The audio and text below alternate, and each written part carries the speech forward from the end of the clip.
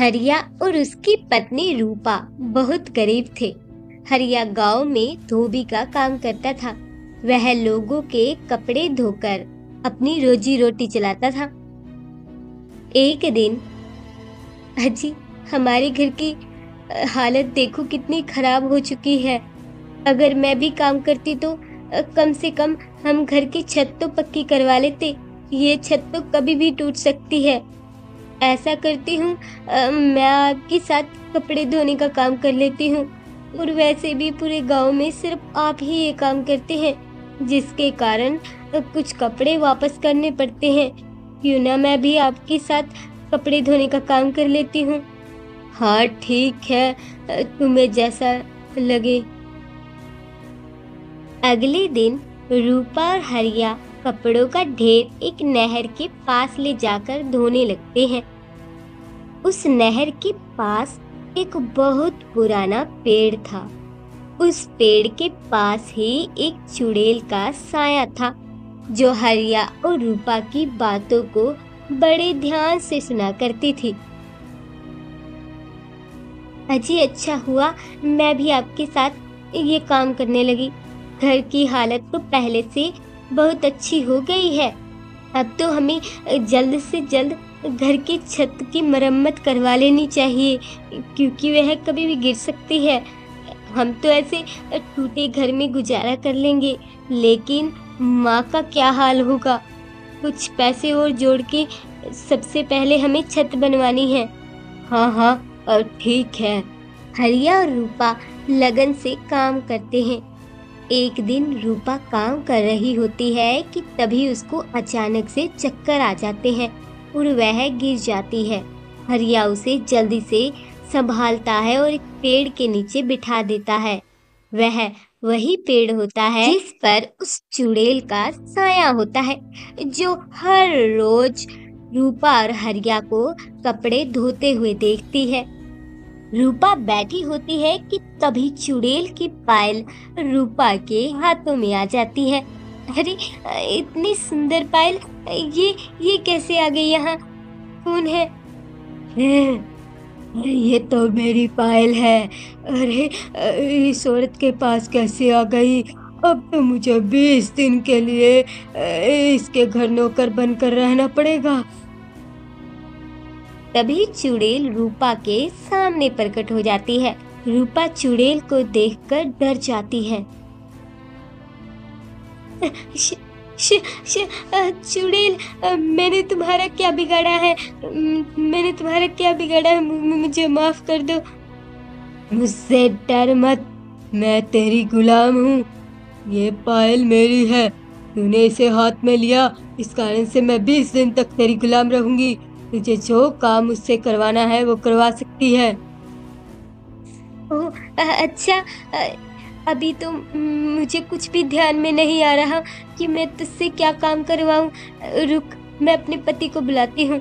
अजी सुनिए, अजी सुनिए ना, यहाँ आइए, जल्दी से आइए यहाँ। तभी हरिया रूपा के बुलाने पर वहां आ जाता है और चुड़ैल को देखकर डर जाता है।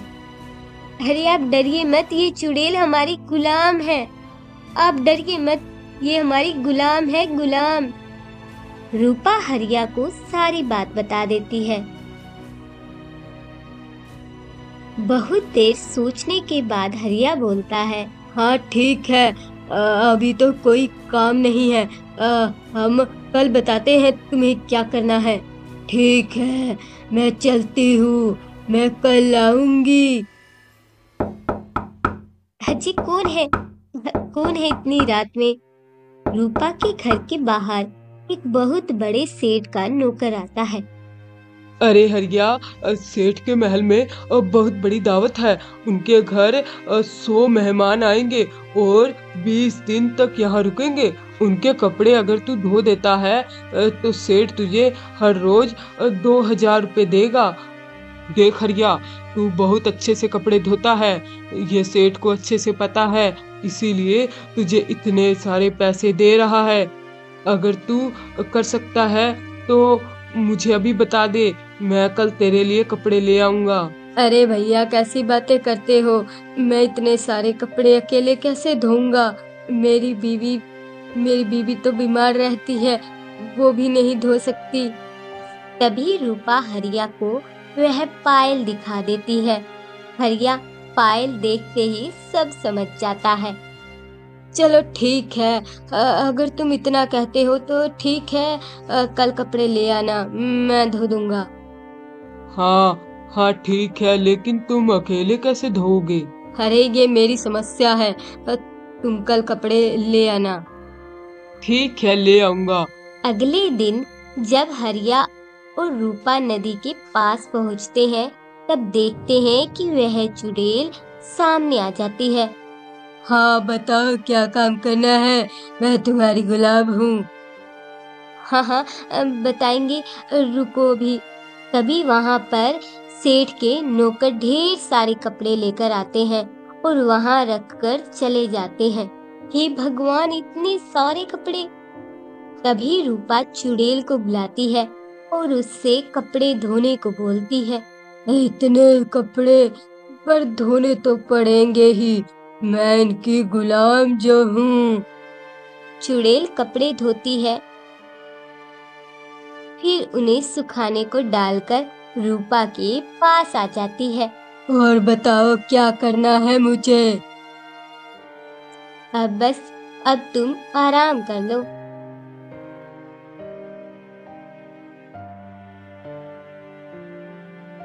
ऐसे ही चुड़ैल हर दिन ढेर सारे कपड़े धोती है। एक दिन वह कपड़े धोते हुए सोचती है, इतने ढेर कपड़े रोज रोज धोने से मुझे बहुत बोर लगने लगा है। जल्दी से 20 दिन हो जाए, फिर इनसे पीछा छुड़वा लूंगी। मेरे हाथ भी कितने काले हो गए हैं, खराब हो गए हैं। 20 दिन पूरे होते ही हरिया और रूपा 40,000 रुपए कमा लेते हैं। वह घर की मरम्मत करवाते हैं और कपड़े धोने वाली मशीन भी घर ले आते हैं।